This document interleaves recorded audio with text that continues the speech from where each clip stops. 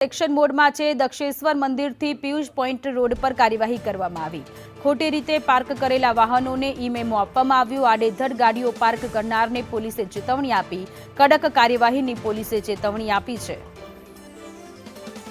તો ખોટી રીતે વાહનો પાર્ક કર્યા હતા એ તમામ વાહન ચાલકોને ઈ-મેમો આપવામાં આવ્યો છે। ટ્રાફિક પોલીસ દ્વારા કડકમાં કડક કાર્યવાહી કરવામાં આવી છે। ઘણા બધા લોકો એવા હોય છે કે જે લોકોએ આડેધડ ગાડીઓ પાર્ક કરી દીધી હતી અને જેના કારણે ટ્રાફિકની સમસ્યાઓ વારંવાર સર્જાતી હોય છે, ત્યારે પોલીસ દ્વારા કડક કાર્યવાહી કરવામાં આવી છે। સુરત શહેર ટ્રાફિક પોલીસ અત્યારે એક્શન મોડમાં જોવા મળી રહી છે। જે પણ વાહન ચાલકોએ આડેધડ પાર્ક કરેલા છે પોતાના વાહનો, તેમને ઈ-મેમો આપવામાં આવ્યું।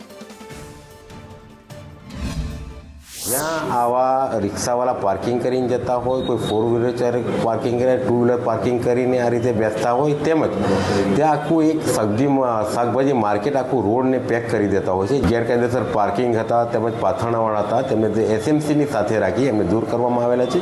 લગભગ અમે 350થી વધુ જે વાહન ચાલકો છે એને ઈ-મેમોના માધ્યમથી દંડ ફટકારેલો છે।